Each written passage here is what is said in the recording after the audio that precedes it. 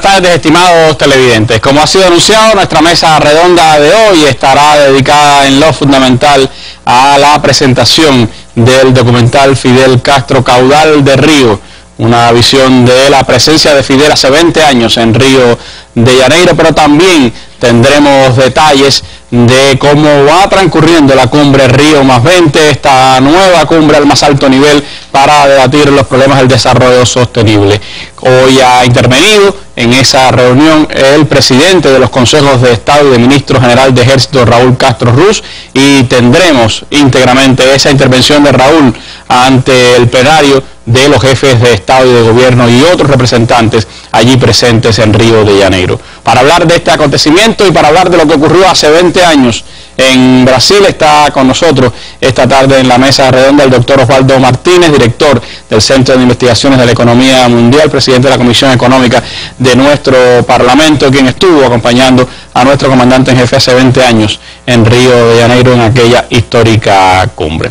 Les propongo iniciar esta mesa redonda de hoy escuchando las contundentes palabras que pronunciara al mediodía aproximadamente de hoy el general de Ejército Raúl Castro Ruz al intervenir ante la cumbre Río +20, en la que países de todas partes del mundo, representantes de las naciones de todas partes del mundo, están debatiendo sobre un crucial problema para la humanidad. Estas fueron las palabras de Raúl en Río +20. Señor presidente, excelencias, hace 20 años, el 12 de junio de 1992, en este mismo recinto, el líder de la revolución cubana, Fidel Castro Ruz, expresó, y cito: una importante especie biológica está en riesgo de desaparecer por la rápida y progresiva liquidación de sus condiciones naturales de vida. El hombre, fin de la cita. Lo que pudo haber sido considerado alarmista constituye una realidad irrefutable. La incapacidad de transformar modelos de producción y consumo insostenibles atenta contra los equilibrios y la regeneración de los mecanismos naturales que sustentan la forma de vida en el planeta. Los efectos no se pueden ocultar. Las especies se extinguen a una velocidad 100 veces más rápida que las indicadas en los registros fósiles. Más de 5 millones de hectáreas de bosques se pierden cada año y cerca del 60% de los ecosistemas están degradados.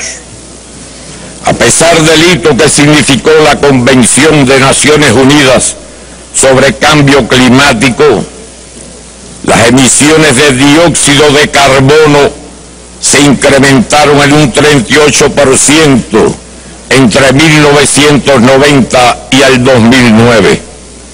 Ahora vamos hacia un aumento de la temperatura global que pondrá en riesgo, en primer lugar, la integridad y existencia física de numerosos estados insulares en desarrollo y producirá graves consecuencias en países de África, Asia y América Latina. Un profundo y detallado estudio realizado durante los últimos 5 años por nuestras instituciones científicas coincide en lo fundamental con los informes del panel intergubernamental sobre cambio climático y confirma que en el presente siglo, de mantenerse las actuales tendencias, se producirá una paulatina y considerable elevación del nivel medio del mar en el archipiélago cubano. Dicha previsión incluye la intensificación de los eventos meteorológicos extremos, como los ciclones tropicales, y el aumento de la salinización de las aguas subterráneas. Todo ello tendrá serias consecuencias, especialmente en nuestras costas, por lo que hemos iniciado la adopción de las medidas correspondientes. Este fenómeno tendría igualmente fuertes implicaciones geográficas, demográficas y económicas para las islas del Caribe, que además deben enfrentar las inequidades de un sistema económico internacional que excluye a los más pequeños y vulnerables. La parálisis de las negociaciones y la falta de un acuerdo que permita detener el cambio climático global son un nítido reflejo de la falta de voluntad política y la incapacidad de los países desarrollados para actuar conforme a las obligaciones que se derivan de su responsabilidad histórica y su posición actual. Esto se ha puesto de manifiesto en esta reunión, a pesar del extraordinario esfuerzo que ha hecho Brasil y que le agradecemos. Se incrementa la pobreza, crece el hambre y la desnutrición y aumenta la desigualdad agravada en las últimas décadas como consecuencia del neoliberalismo.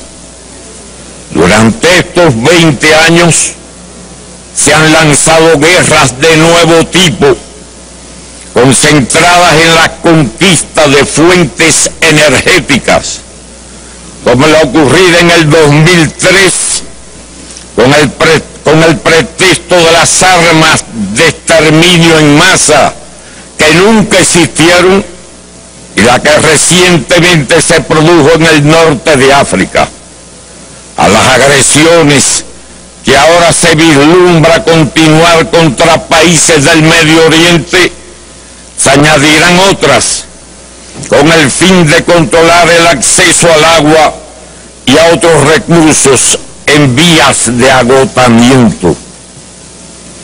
Debe denunciarse que intentar un nuevo reparto del mundo desatará una espiral de conflictos de incalculables consecuencias para un planeta ya gravemente inseguro y además enfermo. El gasto militar total ha crecido en estas 2 décadas a la astronómica cifra de 1,74 millones de dólares, casi el doble que en 1992, lo que arrastra a la carrera armamentista a otros estados que se sienten amenazados. A 2 decenios del fin de la Guerra Fría, ¿contra quiénes se usarán esas armas? Dejemos las justificaciones y egoísmos y busquemos soluciones. Esta vez todos, absolutamente todos, pagaremos las consecuencias del cambio climático. Los gobiernos de los países industrializados que actúan de esta forma no deberían cometer el grave error de creer que podrán vivir un poco más a costa de nosotros. Serían incontenibles las oleadas de millones de personas hambrientas y desesperadas del sur hacia el norte, y la rebelión de los pueblos ante tanta indolencia e injusticia. Ningún hegemonismo será entonces posible. Cese el despojo, cese la guerra, avancemos hacia el desarme y destruyamos los arsenales nucleares. Estamos urgidos de un cambio trascendental. La única alternativa es construir sociedades más justas, establecer un orden internacional más equitativo, basado en el respeto al derecho de todos, asegurar el desarrollo sostenible a las naciones, especialmente del sur, y poner los avances de la ciencia y tecnología al servicio de la salvación del planeta y de la dignidad humana. Cuba aspira a que se impongan la sensatez y la inteligencia humana sobre la irracionalidad y la barbarie. Muchas gracias.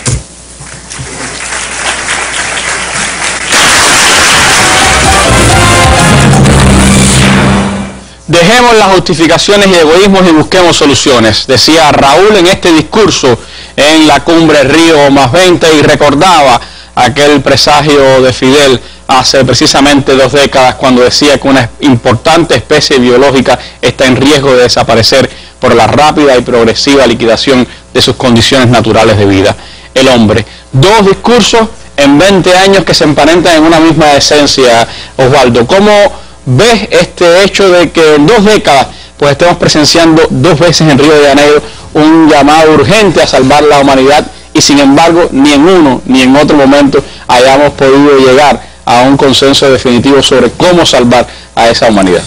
Sin duda, Randy, es una expresión de un cierto curso completamente torcido, un curso hacia el abismo, que se produciría inevitablemente si es que no somos capaces de torcer el rumbo. Yo creo que el hecho de que en 20 años la situación no solamente se mantenga, sino que ha empeorado. En el documental incluso que tuvimos ocasión de ver, vamos a ver cómo la situación hoy es considerablemente peor que en 1992, cuando el comandante en jefe en Río de Janeiro pronunció aquel histórico discurso. Yo pienso que es indudablemente, todo esto está en conexión con el factor fundamental generador de la crisis ecológica, del atentado al medio ambiente, que es indudablemente el sistema capitalista. Yo creo que si vamos a buscar el fondo último del problema, lo vamos a encontrar en el sistema capitalista. Un sistema para el cual la protección del medio ambiente es un costo que rebaja la ganancia, y a partir de ahí, obviamente, la naturaleza, las condiciones ambientales, se convierten en un factor completamente secundario que siempre se sacrifica a la ganancia. Este lucro de mercado a expensas de la naturaleza es, yo creo, la razón última que podemos encontrar en esta crisis hacia el abismo que progresivamente se constata en estos 20 años. En 1992 realmente no existía una sensación de tanta urgencia y de tanto dramatismo, me atrevería a decir yo, como la que existe hoy, 20 años después, cuando los fenómenos del calentamiento global, el cambio climático consecuente, hoy ya se manifiestan con mucha más claridad. En 1992, yo diría que el planteamiento del compañero Fidel fue una clarinada en aquel momento.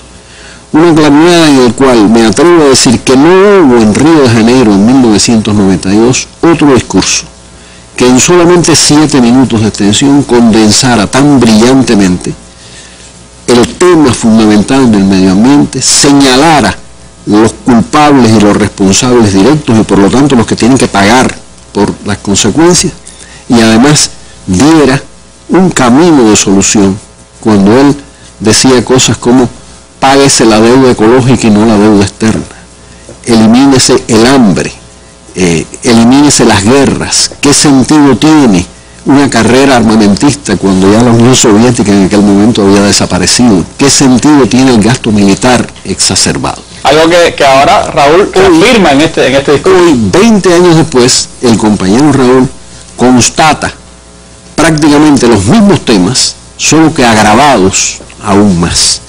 El gasto militar que era absurdo ya en 1992, si es que en algún momento tuvo justificación con la existencia de la URSS, la carrera armamentista, etc., el gasto militar ha crecido en todo este tiempo. Las guerras se han sucedido como guerras locales de conquista por fuentes energéticas, por esferas de dominio. Y la contaminación del medio ambiente ha continuado en escala acelerada. Si en 1972 fue, podemos decir, el primer momento en el cual se dio un toque de alarma, un toque de alerta, con aquel informe que se llamó Los Límites del Crecimiento, que el Club de Roma hizo en 1972, fue el primer elemento. Y hasta ese momento los humanos habían actuado como si la naturaleza fuera infinita, inagotable, y de lo que se tratara era de explotarla mejor. Como si nosotros fuéramos los únicos habitantes del mundo, ¿no? Y hay una cosa interesante que veremos en el documental que vamos a presentar, y es que ya en 1974 hay unas palabras de Fidel que en el documental aparecen, dichas nada menos que en un encuentro de las brigadas técnicas juveniles cubanas, en la cual hay un planteamiento esencial con respecto a la necesidad de combatir y de evitar la contaminación creada por la aplicación de la técnica. Es decir, también aquí el pensamiento de Fidel es un pensamiento, podemos decir, precursor, un pensamiento que asombra por lo precoz del momento en que lo plantea y que posteriormente se desarrolla de una manera impresionante. A pesar de esa urgencia, Osvaldo, y del hecho de que, como usted decía, la situación es peor en estos 20 años, sin embargo, todo parece indicar que el documento que se va a aprobar en Río de Janeiro es incluso inferior al que se aprobó hace 20 años en aquella cumbre de la Tierra. Hay unas declaraciones de Ban Ki-moon desde Río de Janeiro que decía que el resultado que se ha logrado fue el posible, a pesar de que las negociaciones han sido difíciles y lentas, y decía, había muchas propuestas ambiciosas, pero los países tienen límites e intereses específicos. Es decir, han predominado los intereses específicos de algunos países por sobre los intereses de toda la humanidad. ¿Qué se sabe de estos debates? Mire, efectivamente, aun cuando el documento tiene que ser considerado por los jefes de Estado y puede sufrir aún modificaciones, pero sabemos que una vez que el documento ha sido consensuado a nivel tanto de expertos como de ministros de Relaciones Exteriores, es difícil que sufra al menos cambios importantes por parte de los jefes de Estado. No obstante, lo que tú dices es completamente cierto. Todo parece indicar que después de grandes esfuerzos por parte del país anfitrión, Brasil, que reconocía a Raúl en su discurso, que reconoció el compañero Raúl en su discurso, y después de grandísimos esfuerzos por parte del grupo de los 77 más China, grupo integrado por 132 estados en este momento, a lo más que se ha podido llegar es a un documento que no reniegue de los principios que fueron aceptados hace 20 años atrás, pero que se queda corto, muy corto, con relación a lo que serían las verdaderas necesidades. Creo que puede ser interesante referirnos rápidamente a las posiciones que los países desarrollados han estado sosteniendo en estas negociaciones. No digo todas, se trata de un documento muy extenso con cientos de párrafos, un documento de 49 páginas. Solamente las más importantes, donde se puede ver cómo en conjunto la posición de los países desarrollados es una posición tercamente opuesta a enfrentar sus responsabilidades centrales en el tema de la contaminación ambiental y el deterioro del medio ambiente. Y siguen tratando de evadir esa responsabilidad. Yo intentaré un rápido resumen de esas posiciones, ¿no? Yo creo que lo más preocupante de todo fue el intento de diluir los principios que lograron ser introducidos en el documento de Río en 1992. El más importante de todo, el principio de responsabilidades comunes, pero diferenciadas. Esto es combatir la posición de los países desarrollados de que en definitiva el problema de la contaminación ambiental es un problema que nos afecta a todos, todos somos responsables y todos somos iguales. Y todos tenemos que pagar. Los países subdesarrollados mantienen el principio desde Río y costó al parecer mucho trabajo mantenerlo aquí. de responsabilidades comunes pero diferenciadas. No tiene la misma responsabilidad Cuba, que sus emisiones de dióxido de carbono son pequeñísimas y que su contaminación ambiental es muy pequeña comparado con Estados Unidos o los países de la Unión Europea, que son los grandes responsables de la contaminación ambiental. Por tanto, quienes tienen que pagar por los efectos de esto no son los pobres que lo sufren, sino los ricos que lo generan realmente. Esto fue una primera cosa que trataron activamente de tratar de eliminar. Otro elemento es con relación a los problemas de la transferencia de tecnología. Esta es una de las grandes preocupaciones de los países subdesarrollados, tratar de acceder a tecnologías que le permitan mitigar los efectos del cambio climático o de otras afectaciones. Más limpias, más eficientes. Tecnologías más limpias, más eficientes. Bueno, pues, por ejemplo, hubo una postura de Estados Unidos, de la Unión Europea, de Canadá y de Australia para sustituir transferencia de tecnología por otra expresión aparentemente parecida, pero con un significado completamente diferente, que es transferencia voluntaria en términos y condiciones mutuamente acordados. Esta era la, detrás de lo cual no es más que el oponerse a transferir tecnologías en condiciones favorables a los países receptores. Igualmente quisieron eliminar los párrafos que exigían un trato equilibrado en lo que se refiere a los problemas de la propiedad intelectual. O sea, rechazaron, por ejemplo, una petición de los países del Grupo de los 77 que fue examinar el impacto de las patentes, en las cuales, por supuesto, los países desarrollados ejercen un monopolio enorme, examinar el efecto, el impacto de las patentes en el acceso a las tecnologías por los países subdesarrollados. Y tal vez las dos cosas más significativas finales, el problema del financiamiento, los fondos financieros adicionales. Aquí rechazaron, por supuesto, una vez más, cumplir con la meta del 0,7% de su Producto Interno Bruto para la ayuda al desarrollo, la ayuda oficial al desarrollo. La crisis es ahora la gran Por ejemplo, ¿no? Estados Unidos, los gobiernos de Estados Unidos y Canadá plantearon que ellos nunca estuvieron de acuerdo con eso y por lo tanto no lo aceptan. Pero además, el Grupo de los 77, más China, propuso, y esto la prensa internacional le ha dado mucho destaque, crear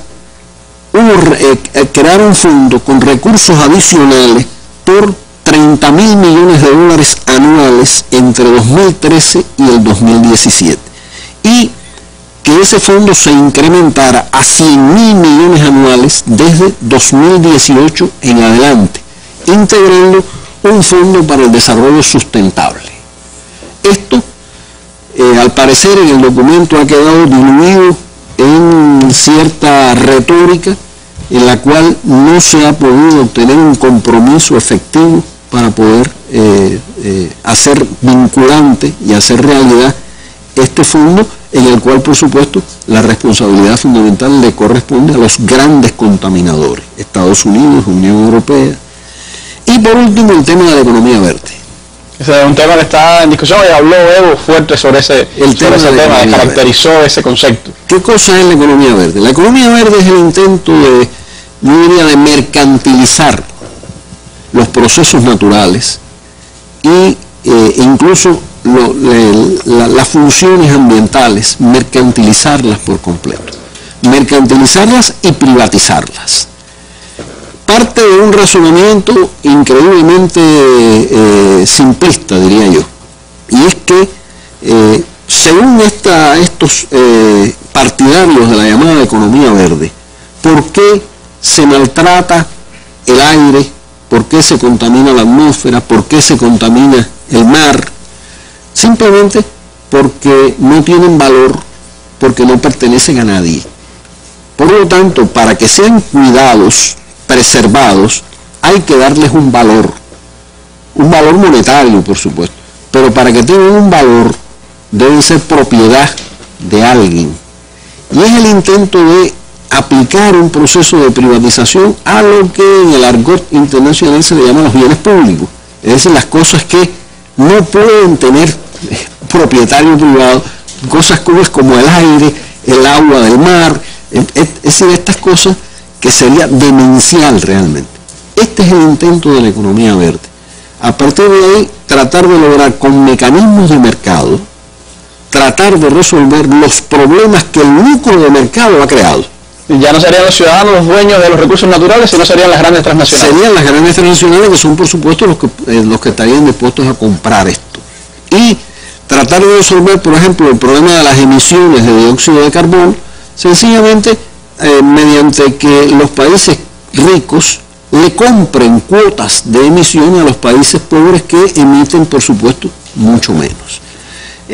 Esto ha sido firmemente rechazado por el grupo de los 77, por los movimientos sociales que están haciendo su cumbre alternativa también en Río de Janeiro, pero creo, Randy, lo que da es una idea de que realmente los países desarrollados ni han realmente interiorizado la gravedad del problema y por encima de eso pretenden lograr una solución, entre comillas, del problema con los viejos mecanismos de mercado, de privatización, en definitiva con los principios neoliberales aplicados a la naturaleza y al medio ambiente, lo cual por supuesto es el mejor camino hacia el abismo. Entonces sigue estando vigente con mucha razón, Osvaldo, aquel llamado de Fidel hace 20 años a que cesaran los egoísmos, cesaran los hegemonismos, cesara la irresponsabilidad y cesara el engaño al mundo que estaban haciendo las grandes potencias y que hoy también ratificaba a Raúl en su discurso en Río. Sin duda alguna, yo creo que hay una coincidencia esencial entre aquel discurso del compañero Fidel en el 92 y el discurso del compañero Raúl ahora 20 años después. En definitiva, es la revolución cubana denunciando ante el mundo este grave problema que ha sido uno de los grandes focos de atención del comandante en jefe a lo largo, me atrevería a decir, de su vida. Y la revolución cubana, con toda la autoridad moral que tiene en este tema, pues sin duda alguna que es una palabra bien escuchada en Río de Janeiro. Y yo creo que este es un camino de lucha, es decir, continúa de lucha. Hay sin duda alguna un crecimiento de lo que pudiéramos decir la conciencia ecológica en el mundo. Cada vez la presión es mayor y yo pienso, repitiendo algunas palabras en algún momento del comandante en jefe, que los seres humanos tienen un instinto de conservación bien pronunciado y que encontrarán el camino de salvación. Lo único que ese camino de salvación es sin capitalismo. Y es un camino en el que al parecer los pueblos tendrán que ejercer la presión, porque los políticos están bastante lejos de entender las premuras por las que andamos. Allí en Río de Janeiro, junto al discurso de Raúl, la delegación cubana ha llevado este libro, El derecho de la humanidad a existir, que recopila las principales reflexiones de nuestro comandante en jefe sobre los temas medioambientales y recuerda aquel discurso de Río de Janeiro en 1992 y también pues ha exhibido este documental que hoy nosotros estamos estrenando para nuestro público aquí en la Mesa Redonda. Una realización de Mundo Latino, Fidel Castro, Caudal de Río, una evocación a aquel llamado a la conciencia universal de Fidel hace 20 años que ha sido ratificado hoy por Raúl en su discurso ante la cumbre Río +20. Yo les propongo ver este documental de Mundo Latino, invitarlos a que mañana nos acompañen en la Mesa Redonda, donde estaremos hablando de la repercusión del discurso de Raúl hoy, de las posiciones de varios países latinoamericanos en esta cumbre y también del documento final de la cumbre Río +20. Muy buenas tardes, gracias, Osvaldo.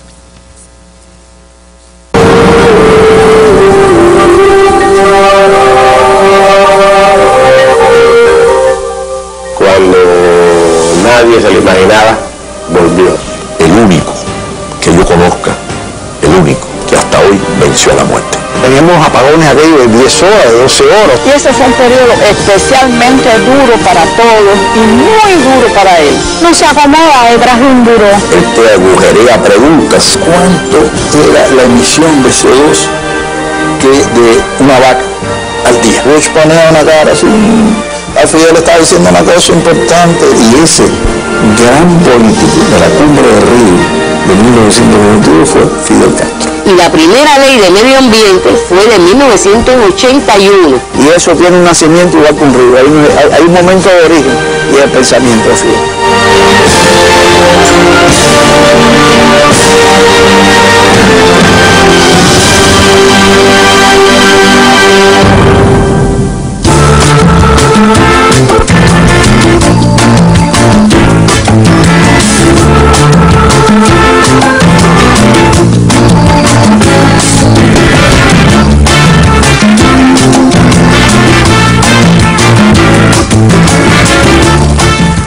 Cuando es anunciado que se va a producir, pues primero el silencio impresionante que se creó. Movimiento de atención, todo el mundo sabe que el que va a hablar va a decir algo. Iba a decir algo que daría la pena escuchar. Y que además va a ser pronunciado por alguien que tiene una profunda autoridad moral e histórica para decirlo. Eso hasta en los enemigos se advierte. Fidel Castro Ruz, presidente do Conselho de Estado e do Conselho de Ministros da República de Cuba. Tenho a satisfação de convidar Vossa Excelência à tribuna. Yo recuerdo que estaba hablando con el que había sido canciller de Brasil, que estaba invitado, y cuando escuchó esa frase dijo, ese va a ser el mejor discurso. Una importante especie biológica está en riesgo de desaparecer por la rápida y progresiva liquidación de sus condiciones naturales de vida, el hombre.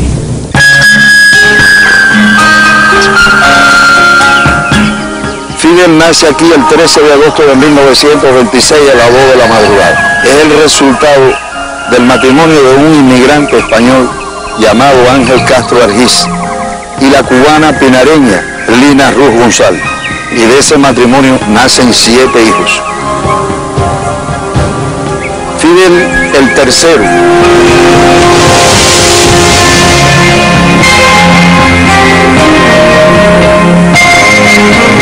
Es una familia que tiene campos de caña, bosque, ganadería.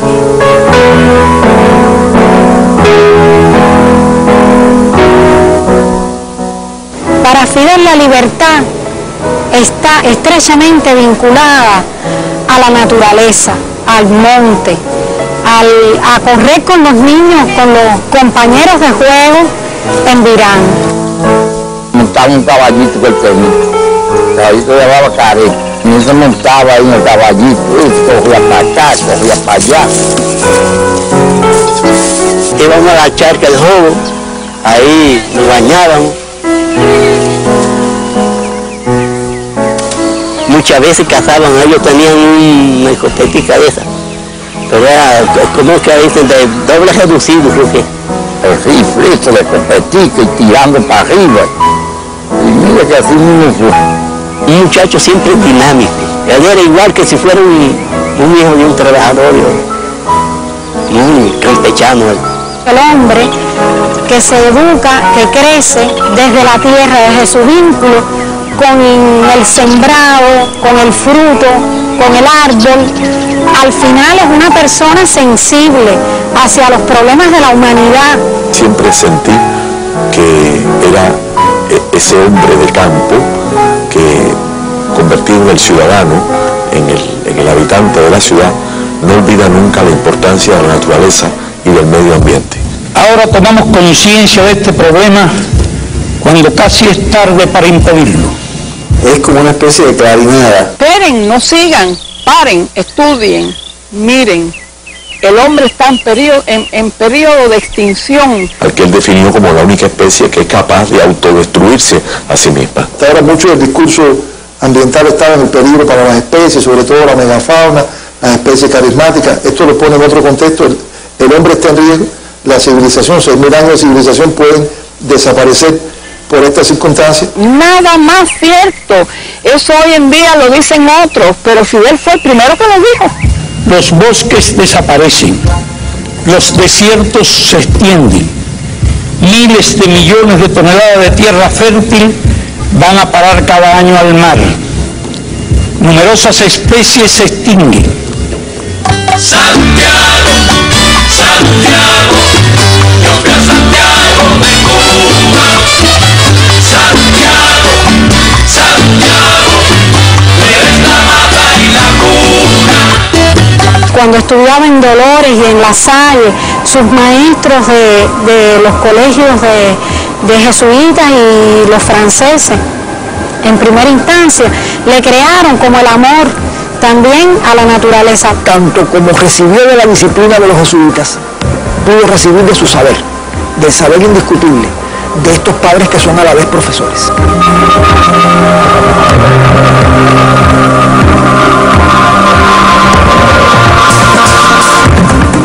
Perteneció a la organización de los Boy Scouts,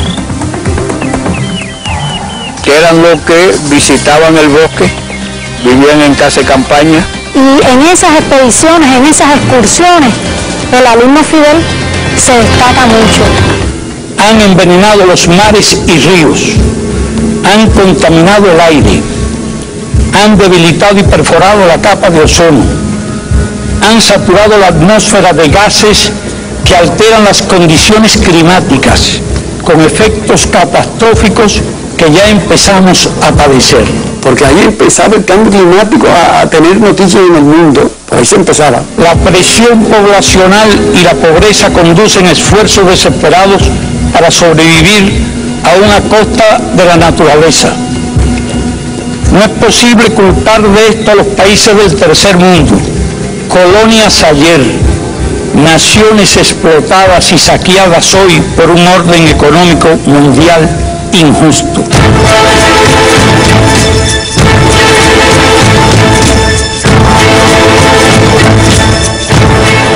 Y desembarcan por una costa de Cuba, caen en una ciénaga, donde ahí tienen el primer contacto con la naturaleza cubana.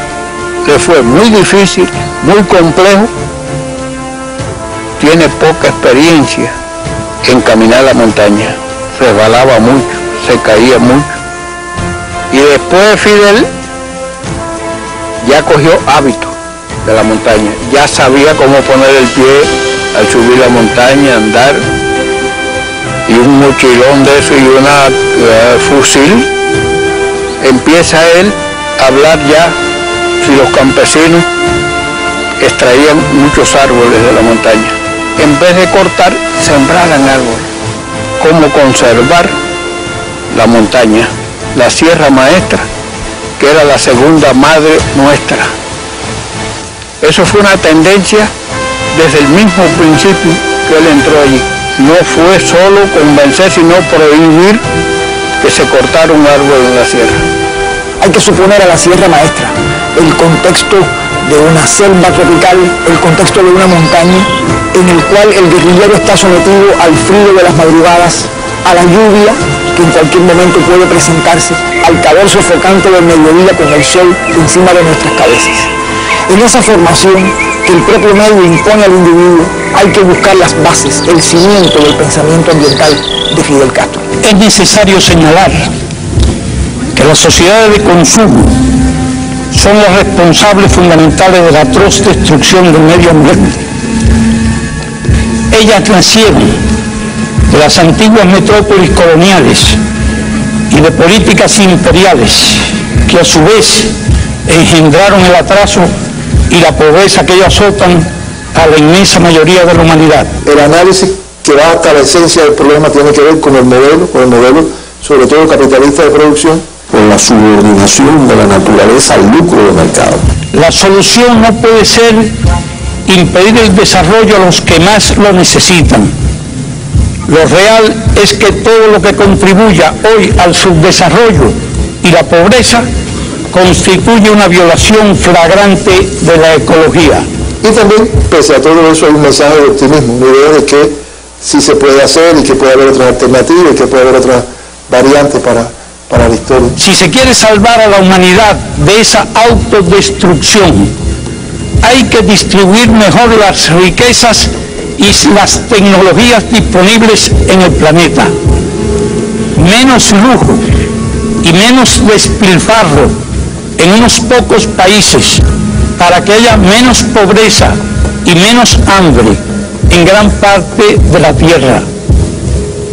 No más transferencias al tercer mundo de estilos de vida y hábitos de consumo que arruinan el medio ambiente. Fidel dio otra clase magistral. Es otra clase magistral, pero en píldoras. Todo lo que ningún ser humano posiblemente sobre la tierra, sobre el medio ambiente, hubiera podido decir en solo 7 minutos. Cuando las supuestas amenazas del comunismo han desaparecido y no quedan ya pretextos para guerras frías, carreras armamentistas y gastos militares, ¿qué es lo que impide dedicar de inmediato esos recursos a promover el desarrollo del tercer mundo y combatir la amenaza de destrucción ecológica del planeta? Podíamos ver al señor Bush un lenguaje facial que aparentaba ser gélido, pero que era evidente que le resultaba extraordinariamente incómodo estar sentado ahí escuchando aquel discurso. Y el público en donde estaba yo, que no era la sala principal, reaccionaba, ¿no? Se reían. Yo vi un ambiente eléctrico en el aire. No le quedaba más remedio que escuchar esas verdades. Hágase más racional la vida humana. Aplíquese un orden económico internacional justo. Utilícese toda la ciencia necesaria para el desarrollo sostenido sin contaminación. Páguese la deuda ecológica y no la deuda externa. Desaparezca el hambre y no el hombre. Yo creo que ese enfoque tan completo no lo escuchamos allí, más que en los labios del comandante. Es una pieza oratoria que se inscribe en lo más relevante del pensamiento ambiental moderno. Yo diría para estudiar, para reflexionar siempre, con toda la vigencia. Cesen los egoísmos, cesen los hegemonismos, cesen la insensibilidad, la irresponsabilidad y el engaño. Cuando Fidel termina el discurso fue una gran ovación. Mañana será demasiado tarde para hacer lo que debimos haber hecho hace mucho tiempo. Gracias.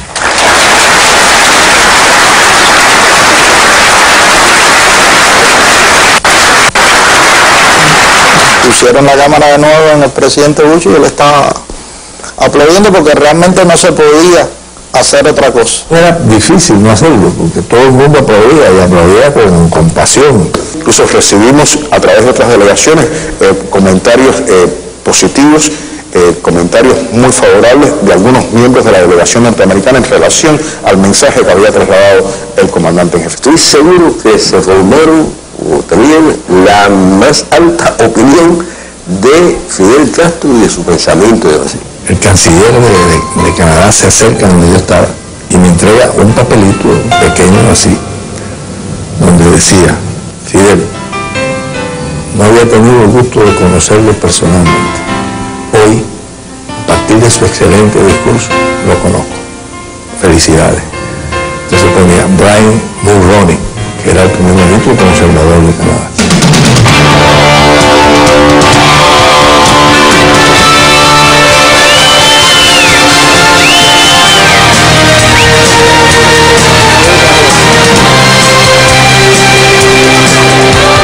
Eso fue mucho ovacionado, muy aplaudido, señor.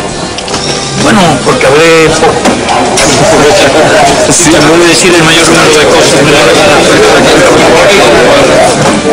Fidel, donde quiera que llegaba, se armaba, te puedo decir, con una palabra muy clara, el desorden.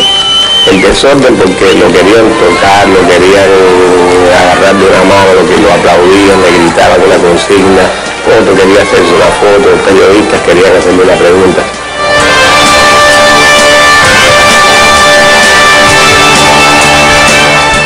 Y yo pienso que tuvo un peso muy importante esa contribución de Fidel, porque no había personas a nivel de jefe de Estado que pudiera tener la visión que él tenía, teniendo en cuenta el manejo que hacía de los temas ambientales, pero también de los temas de la economía internacional. Desde aquí me dijeron que estaban corriendo rumores de que yo iba a hablar 3 horas. yo hubiera podido empezar allí diciendo, aclarando que no iba a hablar 3 horas.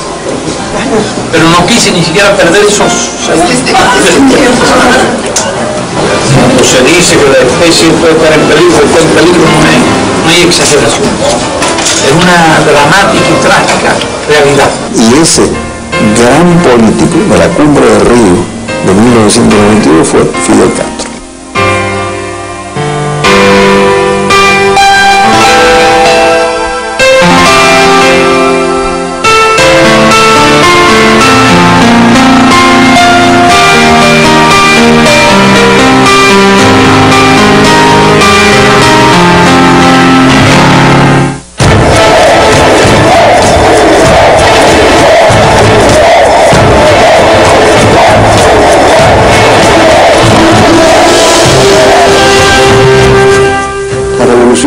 Declara un estatus sobre los recursos naturales que los revierte de manos extranjeras y la pone en manos de los cubanos, promueve un amplio proceso de educación que entonces permite al hombre entender mejor qué son los recursos naturales, cuál es su utilidad, qué es la naturaleza que los rodea, y por otra parte abre las puertas a la ciencia y eso entonces va creando como un escenario más favorable. Cuando triunfa la revolución, Fidel no se acomoda detrás de un buró. Fidel recorre la isla entera. Sin ver, sin estar, sin caminar, sin subir montaña, sin ver todo esto, sin palparlo tal y como es muy difícil entonces hacer política. Ese es el magisterio Fidel. Empieza a tratar de cambiar la vida de las personas más olvidadas del país.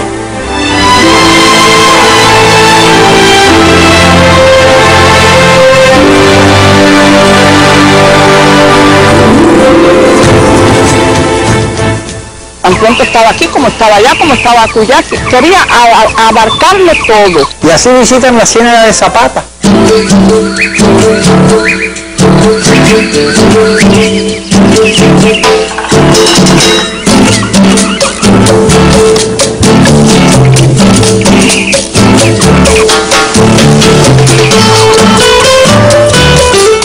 Estamos aquí en la casa donde cenó Fidel el 24 de diciembre del año 59, la primera Nochebuena que hubo después de triunfar la revolución. Se muestra la foto donde se ve Fidel ahí con unos carboneros. En esta foto se ve la familia de nosotros, porque mira, esta soy yo con mi hermanito, esta es mi mamá y mis hermanos, y aquí mi mamá con Fidel que está cogiendo la ensalada. Y entonces ahora les voy a demostrar dónde se dormía, la habitación donde dormía mi mamá, mi papá, yo y 3 más. Dormíamos en esta cama, en el camastro este, y aquí dormía mi hermano, aquí dormía mi mamá. Y mi papá con 2 hermanitos míos, de los más chiquitos. Fidel conversó mucho aquella noche con todos los carboneros y le explicaba de todos los proyectos que tenía la revolución. Y se toman las decisiones de que en la Laguna del Tesoro crear un lugar turístico con las estatuas que hizo Rita Longa.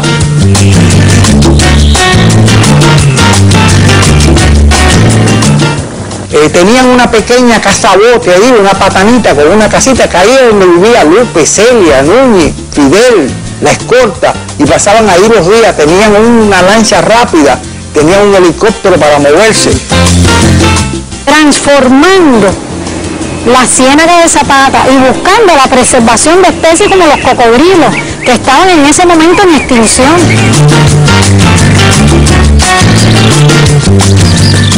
Todo el desarrollo que después se hizo posteriormente también en Playa Girón, en Playa Larga.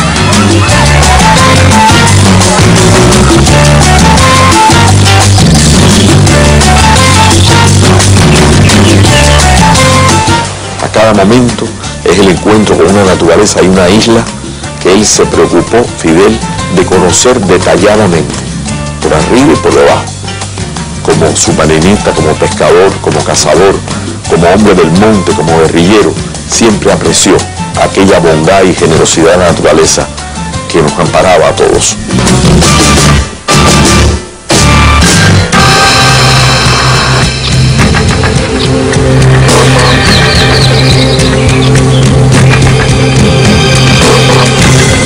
Es muy importante notar que la primera ley forestal de Cuba vino en el año 59, una ley de protección y de repoblación forestal.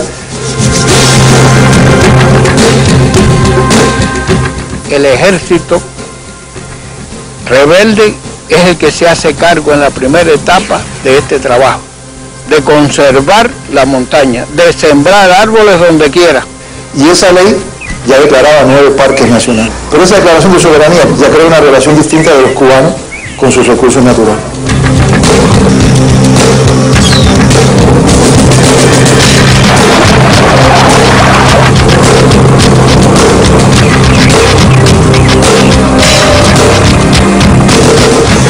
Ya en el año 62 se crea la Academia de Ciencias de Cuba.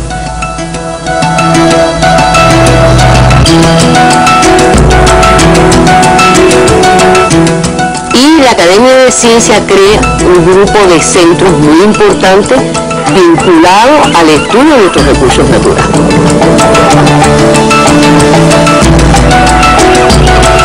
Una red de instituciones vinculadas a las ciencias naturales que no existía prácticamente en ningún país de América Latina en aquel momento.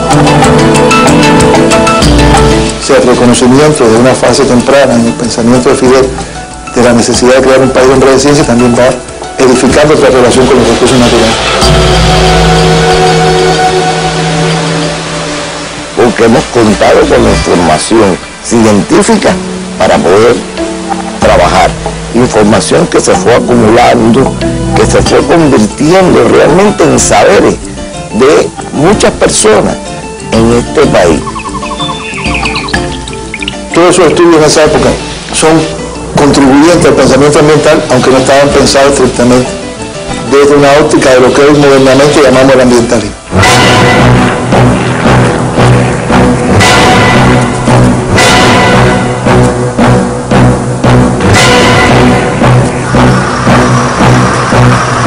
Cuando el gran huracán Flora, en 1963, que tanto daño causó a la zona oriental del país, el propio Fidel estaba al frente y por nada pierde la vida, porque se cayó de una tanqueta anfibia al agua. Él se tiró primero, había otro compañero, lograron sacarlo y está en el agua y tienen que sacarlo del agua. Por lo tanto, su vida corrió verdaderamente peligro por estar dentro de un huracán.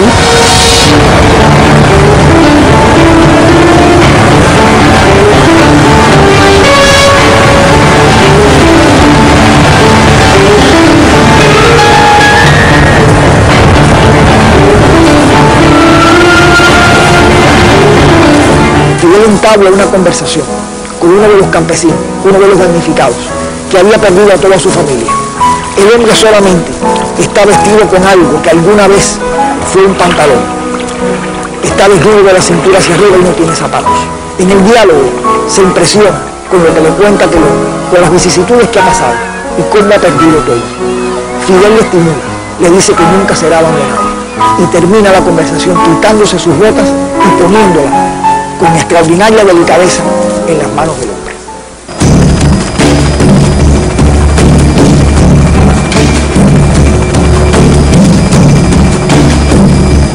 Como los huracanes tienen tanta cantidad de agua, él se da cuenta de que esa agua es necesaria. Y por tal motivo viene la voluntad hidráulica, o sea, de hacer presa. Eso era un proyecto elemental como medida primaria de protección de la vida humana. Veía que las aguas no podían continuar yéndose al mar.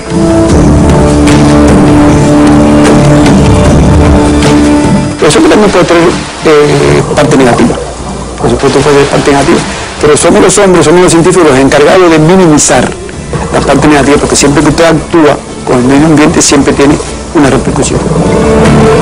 Yo me preocuparía mucho más hoy, no ya por las que se hicieron y que no cristalizaron, por las que salvaron al país de la sed o a pueblos enteros de ser arrasados.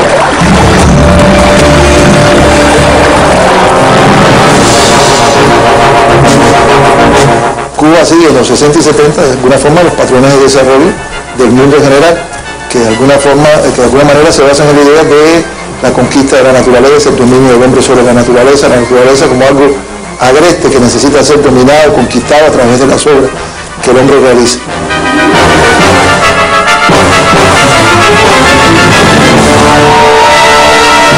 Un país que acababa de liberarse de una dictadura, pues era lógico, era normal, consecuencia de ese espíritu de transformar el país y crear riqueza. ¿Por qué? Porque se encontró un país desguazado por latifundio, se encontró un país dividido angustiosamente entre los ricos y los pobres pobres.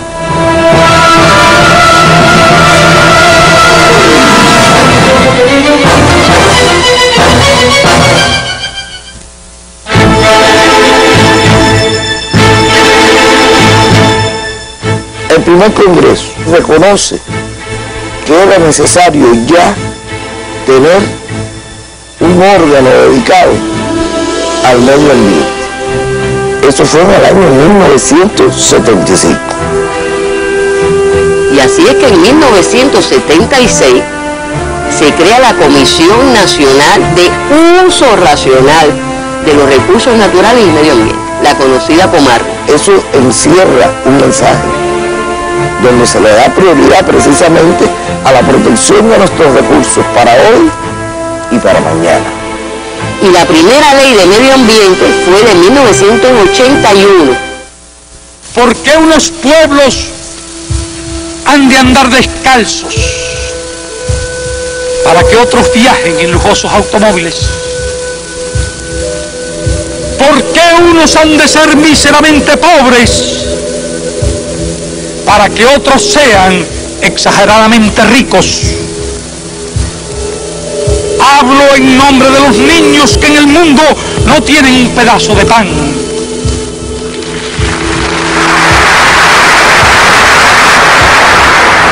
El discurso más importante que se ha pronunciado en la Organización de las Naciones Unidas en su historia, y la base argumental del compañero Fidel fue básicamente la necesidad de cambiar las estructuras vigentes. Y hemos venido a advertir que si no resolvemos pacífica y sabiamente las injusticias y desigualdades actuales, el futuro será apocalíptico.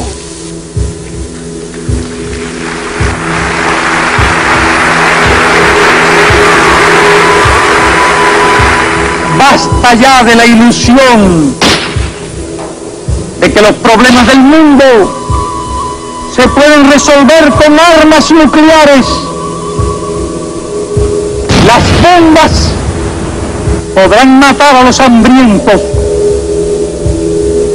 a los enfermos, a los ignorantes, pero no pueden matar el hambre, las enfermedades, la ignorancia.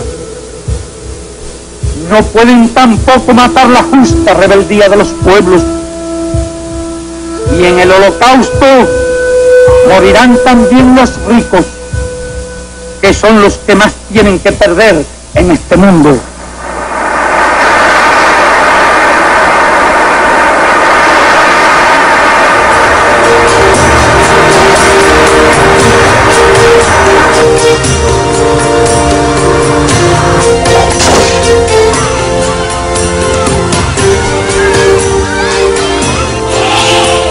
Y yo creo que mi padre no hubiera podido hacer todo lo que se hizo si no hubiera sido por el apoyo y el interés del comandante en jefe en ese tema.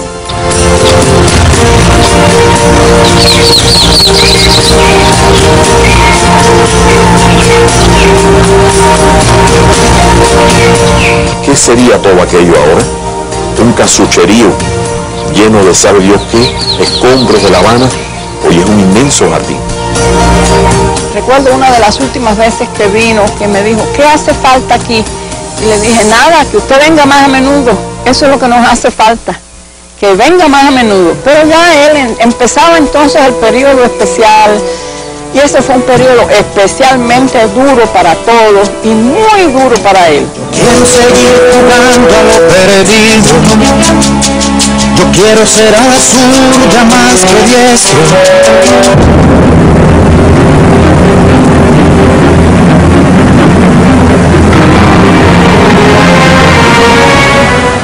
y se destruye casi la mitad de la Guardia. Fidel visita la Guardia en aquel momento, hace un recorrido y de momento dice, hay que parar en la Guardia las construcciones, en realidad el país no puede. La situación económica era muy difícil, pero automáticamente, inmediatamente dijo, no, pararlo no. Los programas de desarrollo vamos a ponerlo en hibernación. De manera tal que cuando existan condiciones en el país y ustedes sean capaces de poder tener todos los recursos financieros necesarios para hacer la obra de la Guardia, lo sacamos de hibernación y lo volvemos a dar vida. Y así ocurrió.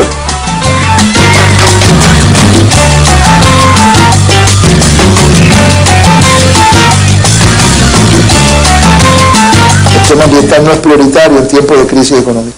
Y aquí fue precisamente, y yo también atribuyo eso a la visión de Fidel, justo en ese momento de un profundo problema económico en el país, que se constituyeron las bases de la institucionalidad ambiental que hasta hoy existe. Y el gobierno no tiene una voluntad expresada y no lleva acciones en concreto, entonces nos quedamos en solo unos interpretadores de la naturaleza, en hablar de la naturaleza y el medio ambiente, sin tocar el tema principal, que es el desarrollo sostenible.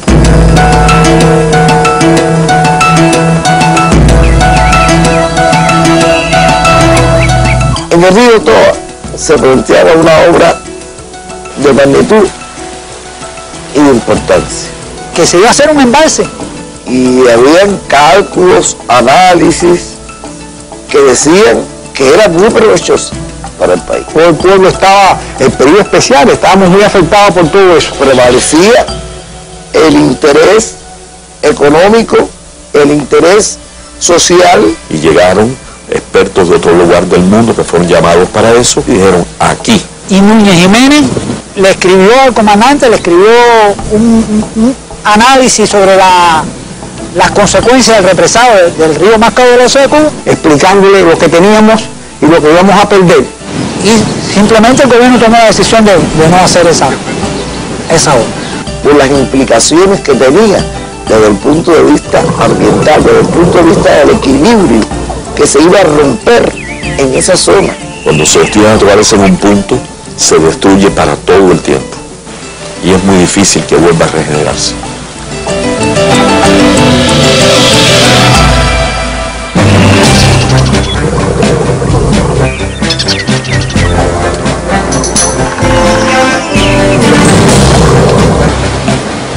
El triángulo economía, sociedad, medio ambiente está en esa concepción de Fidel desde el principio.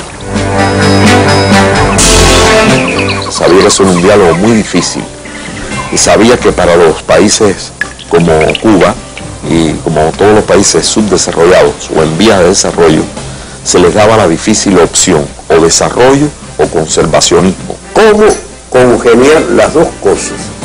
Pero ahí viene el concepto del desarrollo sustentable. No estamos hablando de satisfacer nuestras necesidades a toda costa, ni estamos hablando de ser amigables con el ambiente y no satisfacer nuestras necesidades, porque ninguna de las dos cosas son las que se requiere. Siempre estuvo rodeado de personas que tenían esa preocupación de manera ingente.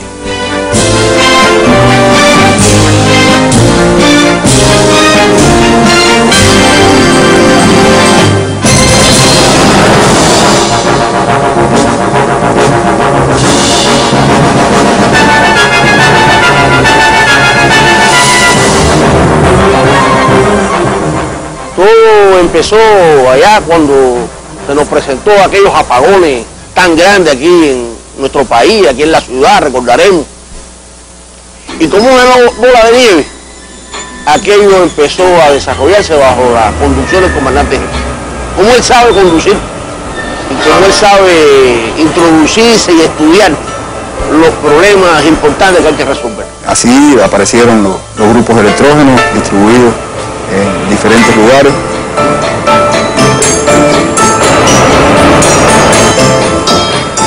Nosotros, con la revolución energética, sentamos pauta. 12 millones de bombillos incandescentes se cambiaron en aquella época.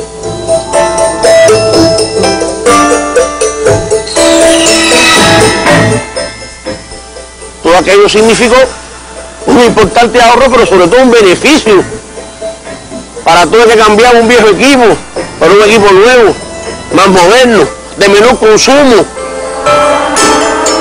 Y aunque nosotros ni remotamente somos significativos en la emisión de CO2, bueno, estamos haciendo nuestro aporte.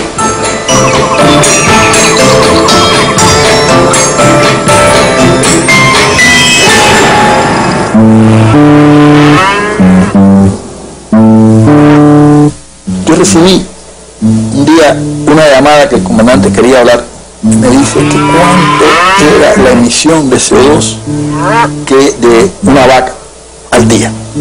Dice, si esa emisión era por la degradación de las heces fecales, o era por flatulación, o era por ¿y cuánto podía significar eso? Yo no tenía realmente, no había visto, ni siquiera tenía completamente conciencia de la importancia de ese tema, como natural, como se puede, yo de ese no conozco, no sé. Yo vivo de preguntar, saber no puede ser lujo. Yo vivo de preguntar, saber no puede ser lujo. El compañero Fidel le preguntó. Las preguntas, yo no diría más inverosímiles, las preguntas más que provocan más la reflexión y el pensamiento. Creo que ahí es donde está la clave. Y para mí la mayor satisfacción es cuántas preguntas puedo aguantar contestando satisfactoriamente. Las respuestas que obtiene de su curiosidad las almacena. No. Es una gente que las intervincula. Y no se le puede pasar gato por liebre. Nada humano le es ajeno, como alguien decía, ni nada tampoco de la naturaleza, ni nada del pensamiento abstracto. Es la curiosidad del genio. Lo vimos leyendo durante los viajes, lo vimos escribiendo en el carro, en el avión. Fidel estudia días enteros, pide la información al más mínimo detalle. Uno lucía chiquito a la hora de lograr transmitir la unidad, por muy científica que pudiera uno parecerle, él siempre lograba no solo asimilarla, sino ir mucho más allá. Y lo más tremendo es tener una discusión con él, porque es como el diálogo con el destino.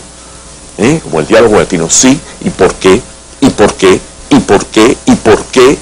Entonces mejor no discutir con él si uno no está preparado, porque sería derrotado inmediatamente, aunque ese no sea su objetivo.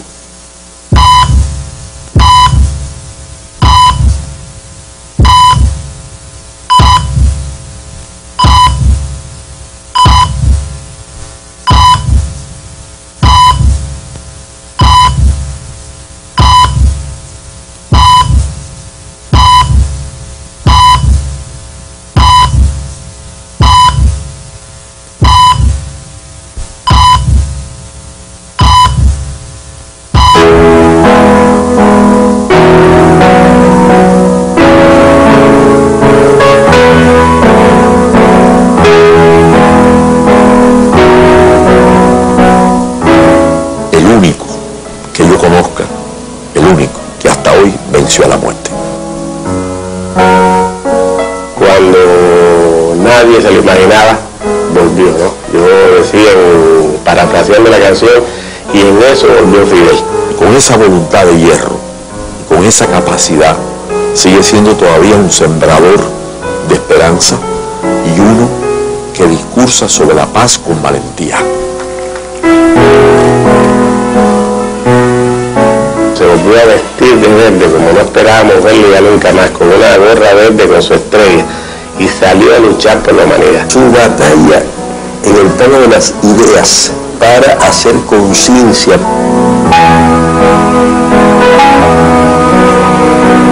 Porque sin ambiente, sin el ambiente, ¿qué será del hombre?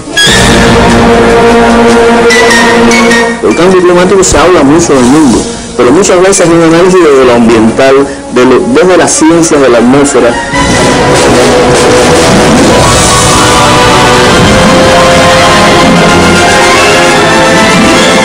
Países desarrollados, los que han contaminado, los que han saturado la atmósfera de dióxido de carbono, y las consecuencias las están pagando los pobres. El segundo más importante o más serios de los problemas que enfrentamos. Por un lado tenemos esta crisis financiera y económica mundial que está causando problemas incluso en el primer mundo, que son los causantes. Yo creo, discuto, que por grave que sea el problema financiero, el problema del cambio climático es peor. Sí, es peor. Y a mí me llamó la atención cuando después leí la reflexión que él hizo sobre lo acontecido en Copenhague, el reflejo tan exacto de detalles de la negociación.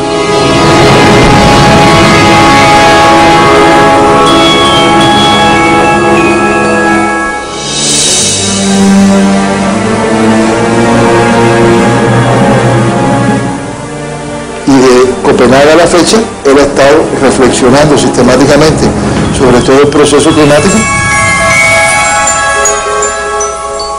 con una sagacidad tremenda y con un entendimiento muy acucioso de la realidad de lo que se estaba suscitando en ese proceso.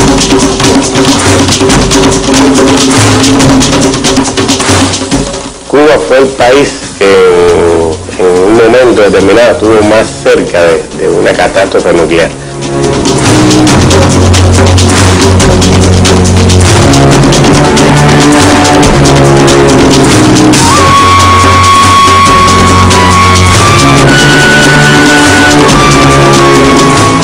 Anunciar que hay más de 25.000 en el mundo, casi para poder destruir más de 200 veces. Lo más interesante es que no solamente una guerra nuclear de alta quilate, como puede ser que pase, sino guerra más pequeña, pues puede provocar el famoso invierno nuclear.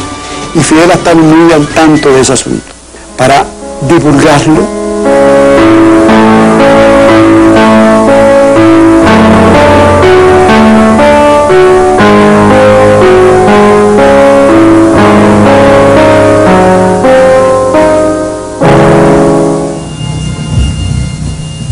¿Qué curas de mercurocromo vamos a aplicar para que dentro de 20 años haya 400 millones en vez de 800 millones de hambrientos? Estas metas son, por su sola modestia, una vergüenza. La cuestión no es en la cantidad que come la gente, sino en la cantidad de gente que come. Porque es que cada día el número de hambrientos en el mundo crece.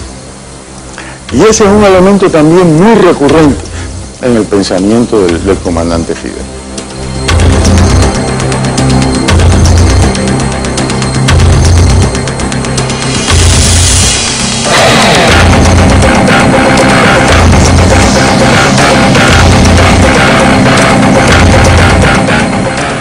Era un desastre ambiental de marca mayor y había que parar.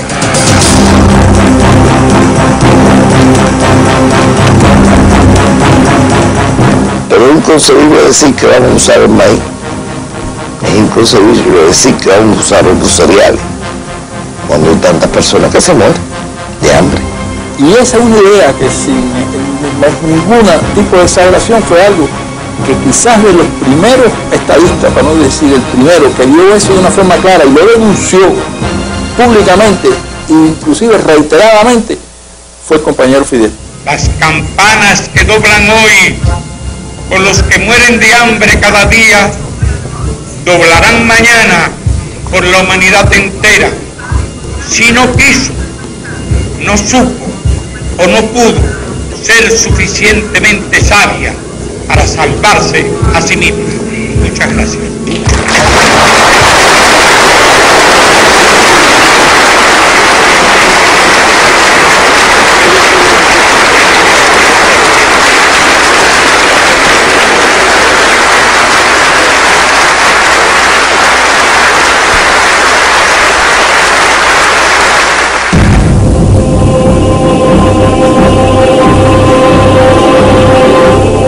Buena parte del ambientalismo fracasa porque extrae la problemática ambiental del contexto económico y social. Piensa que el problema ambiental está en tener mejores leyes, o en declarar áreas protegidas, o en alguna forma de protección de los recursos, o en la buena voluntad de los hombres, o en una ética diferente. Y todos esos factores son importantes, pero son factores superestructurales. Fidel se adentra mucho en el pensamiento de que la problemática ambiental está vinculada a la propia naturaleza del capitalismo, al carácter insostenible de los patrones de producción y consumo propios del capitalismo. Pero el subdesarrollo con la pobreza puede ser también el inductor de prácticas depredadoras, por la ignorancia, por la incultura, por la pobreza. Todo eso está contenido en el pensamiento del comandante. ¿Y le puedo decir dónde lo dice? Dice, la humanidad del futuro tiene retos muy grandes en todos los terrenos. Una humanidad que se multiplica vertiginosamente.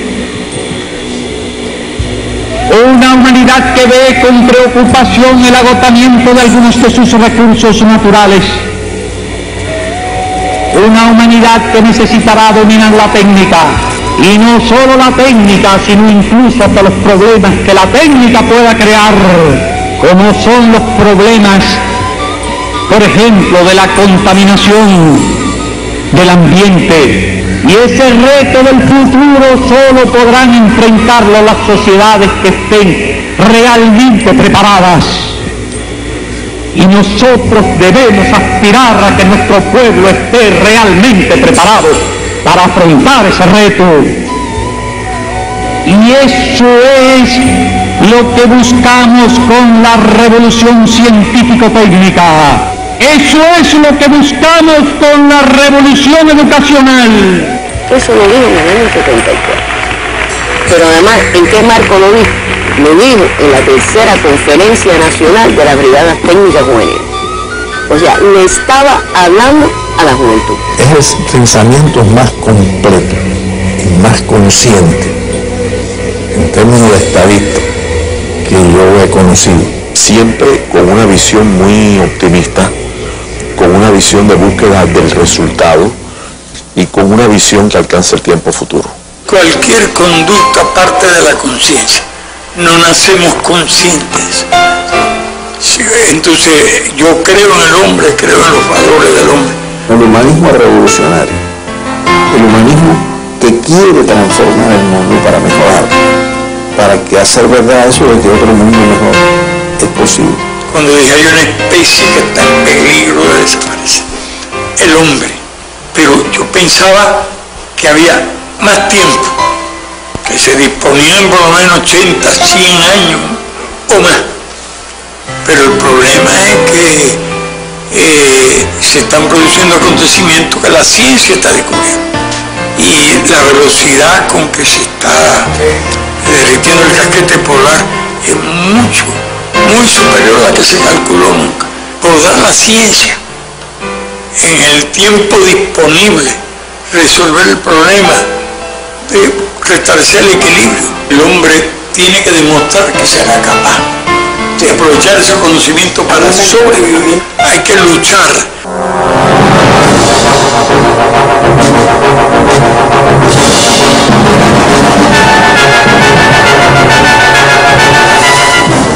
$20 años después, preparándose otra cumbre de la Tierra, lo que estamos viendo es que el panorama que él analizó en aquel momento y los peligros que él preveía realmente se han empeorado.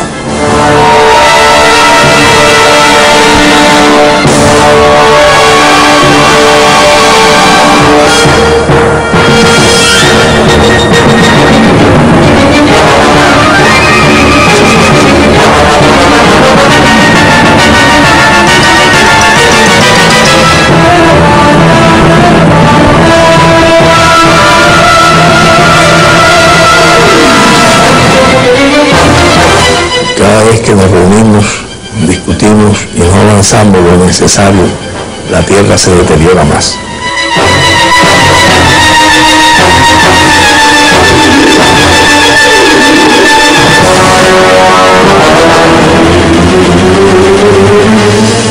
Pero no se resuelve el problema si los gobiernos no se transforman. Hace falta más.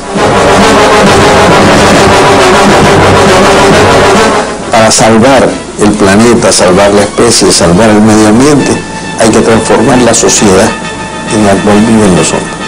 Y hay que convertir la justicia social no en un eslogan, sino en una realidad concreto.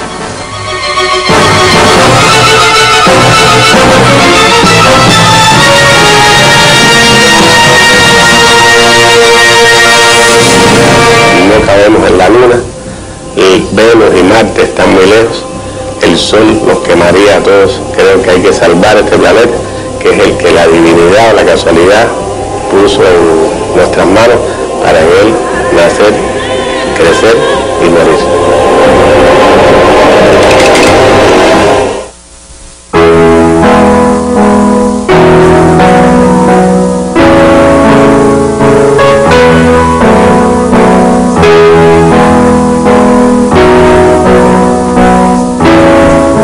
Fidel es la mejor imagen que hay de Cuba. Fidel para mí esto es el universo, son las estrellas, son las playas del este, son los hombres que caminan por la ciudad, es la vida de todos los que yo amo. Fidel es un gigante. Un gigante de la historia. El otro día preguntaban a un estadista, no por cierto caracterizado por una devota admiración a Cuba, y decía, no, Fidel no. Fidel es un hombre de ideas, dijo. Fidel es un hombre de ideas, un hombre que ha luchado por sus ideas. En este siglo XX no ha habido otro pensador, otro visionario con esa capacidad de ver el futuro como el comandante. Su preocupación es muy grande porque sabe mucho, sabe escuchar. Una vez me referí que había un secreto en su despacho, y es que sobre su butaca había un pequeño hueco, el hueco del dedo, mientras escuchaba.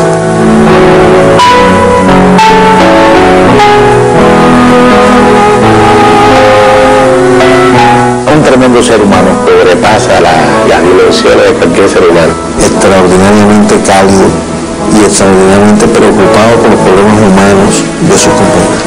Le tocó realizar un gran proyecto en medio de un acoso que no ha tenido nombre y que continúa todavía. Desafiando fuerzas poderosas, enemigas de la razón y de la nobleza, y de la búsqueda de que el hombre perdure como civilización sobre la tierra. Es una leyenda viva, algo que existe, de carne y hueso, de pensamiento y de principio. Ese fue el caso. Los hombres van en dos bandos, los que aman y fundan y los que odian y desarman. Yo he creído siempre, y lo creo, que él está en el primero. Es la gran figura cubana de todos los tiempos, caramba.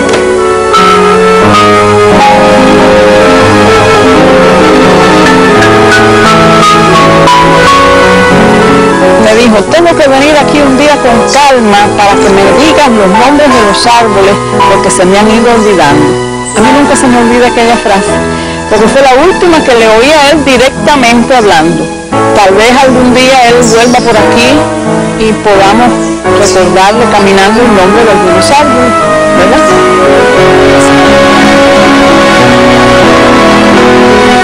Sé que él está luchando por todos los que amo, por mis seres queridos más cercanos, por los que ya no están y por los que vendrán, por los hombres de nuestra isla, de nuestro continente latinoamericano, y por los hombres que más lo necesitan en el mundo, que son las personas olvidadas, las personas humildes, los que pasan mucho trabajo en este mundo cruel e injusto todavía.